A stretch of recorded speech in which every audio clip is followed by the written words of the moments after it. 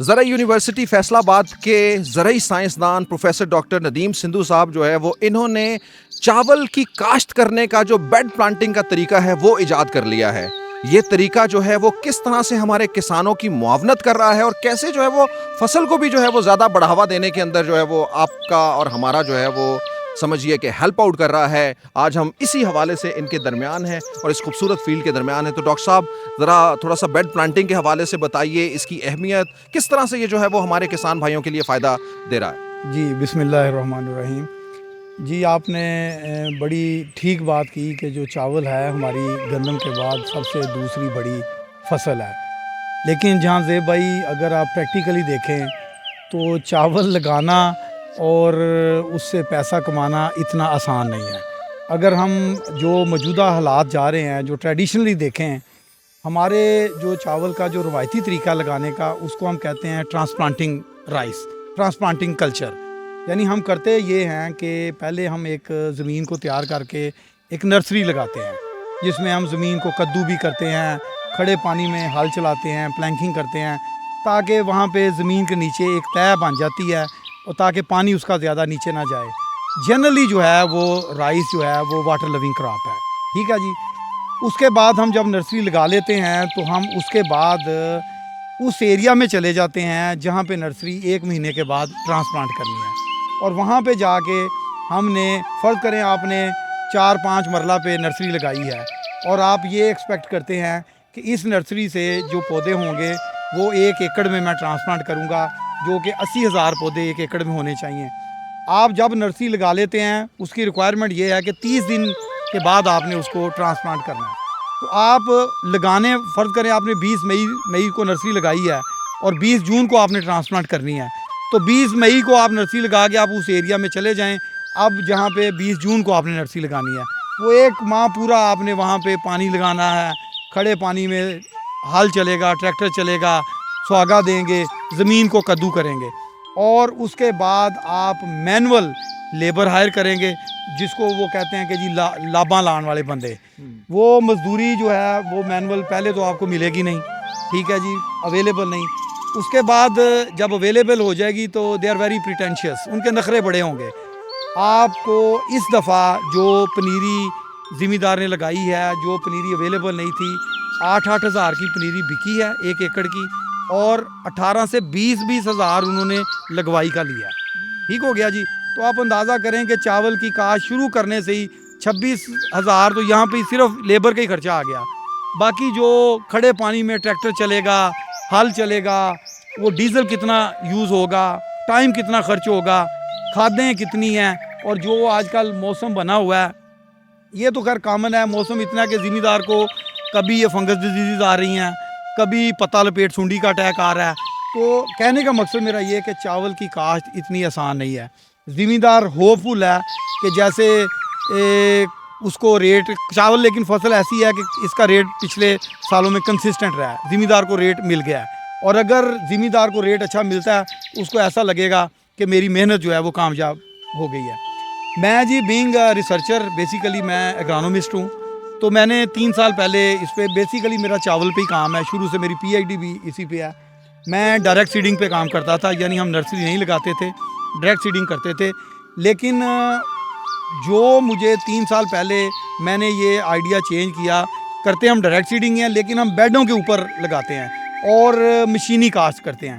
हमने अपना bed planter हमने डिज़ाइन किया जो हमारा पेटेंट है। मेरे साथ एक इंजीनियर हैं डॉक्टर अहमद वकास, और वो इंजीनियरिंग डिपार्टमेंट से हैं।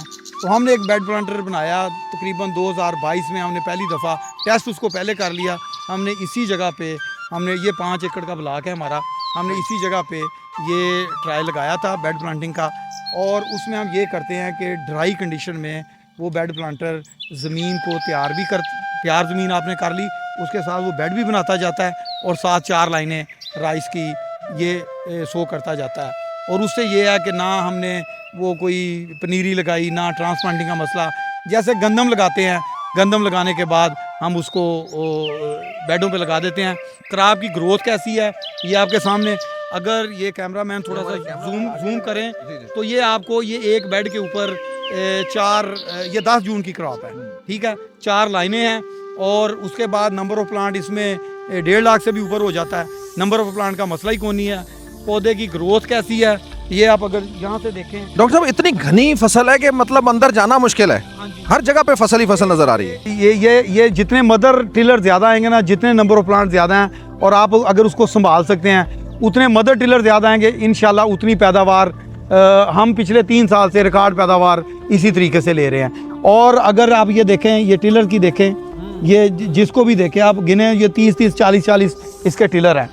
और दूसरा सबसे बड़ा एडवांटेज, एक तो हम इसका जो इस टेक्नोलॉजी का सबसे बड़ा फ़ायदा ये है कि जो पेनल्टीज़ आपको ट्रांसप्लांटिंग में पड़ती हैं वो जान छूट जाती है, आपने डायरेक्ट सोई की। उसके बाद ये बेडों के ऊपर हम लगाते हैं और इरिगेशन जो है वो फरों के अंदर होती है। उससे ये होता है कि अब तकरीबन 66 फरो बनती हैं 198 फीट में, 1 एकड़ में। हम पानी फरों में अप्लाई करते हैं, 1 फुट की फरो है, 2 फुट का बेड है, तो इससे आधी पानी की बचत। ये अभी ना पानी ये लग रहा है, ये पानी काफ़ी दिनों के बाद आया है, तो जो आगे इधर एक ट्रांसप्लांटेड है, अगर 3 घंटे उसको लगते हैं तो ये 1.25 घंटे में ये 1 एकड़ उसी डिस्चार्ज के साथ ये एकड़ भर जाता है। यानी ये वो हल भी है जो कहा जाता है कि पाकिस्तान और जैसे दुनिया में पानी की जो है वो कमी वाक़या है, तो फिर उस पानी की भी बचत है इसके जरिए। देखें, हम कहते होते थे कि पानी पे जंगें होंगी, आपने देखा कि पानी पे जंगें हो रही हैं। जो पर कैपिटा अवेलेबिलिटी है वो 5000 क्यूबिक मीटर से 1000 क्यूबिक मीटर तक आ गया। हमारी जो नेशनल वाटर पॉलिसी है वो ये कहती है कि मोर क्रॉप्स पर ड्रॉप, यानी आपने पानी का एक एक कतरा जो है वो इतना जुडिशियसली यूज़ करना है कि उसका फ़ायदा हो। तो इस टेक्नोलॉजी के ज़रिए हम क्लियर कट ये जो 2 फ़ायदे हैं ये ज़िम्मेदारों को।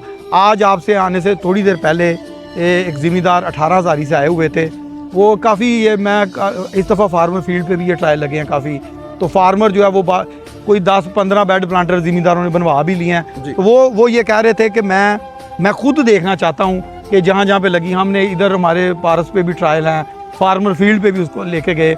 और उसके बाद ये कि जो ये बेड प्लांटर है हमारा, ये मल्टी क्रॉप है, यानी सिर्फ राइस नहीं हम इससे सो करते, हम इससे वीट, सरसों, कैनोला, हर चीज़ उसमें एडजस्टिबिलिटी है हम उस बेड प्लांटर के साथ। वाह डॉक्टर साहब, रहमत हो गई है, हल्की हल्की सी बारिश भी हो रही है।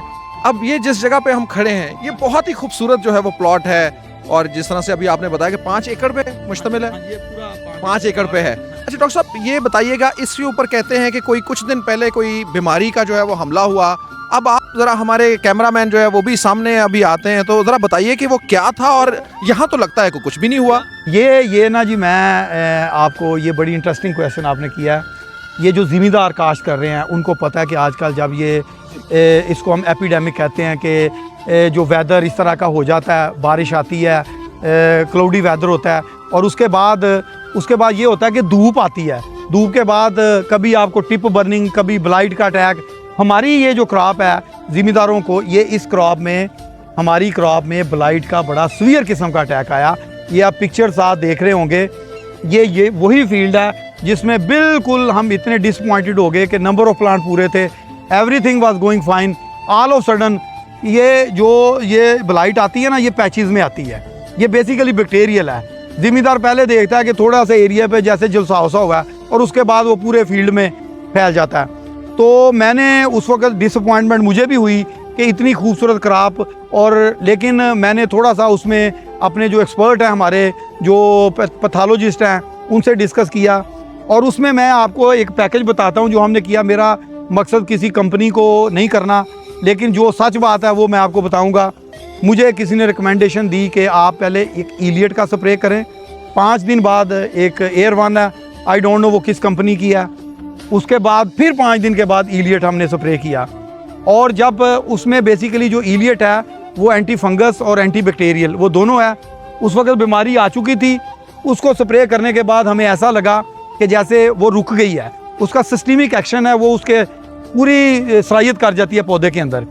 उसके बाद 5 दिन के बाद हमने कॉपर बेस्ड ये एयर वन है वो स्प्रे की, और उसके बाद फिर 5 दिन के बाद हमने इलियट, इसको जो 3 दिन हो गए हमने इलियट स्प्रे इसको किया है। और इस वक्त शुक्र अल्हम्दुलिल्लाह देखने में अभी कहीं कहीं आपको थोड़े से असरात नज़र आएंगे ये पत्तों के थोड़े थोड़े, कि अभी जैसे आपको पता चलेगा, ये देखें कि डिज़ीज़ का अटैक। लेकिन अल्लाह का शुक्र है, जैसे बंदा बीमार होने के बाद बंदा ठीक हो जाता है। माशाल्लाह ये क्रॉप फिर अपने कदमों पे आ गई है और हमें भी दिली खुशी हो रही है।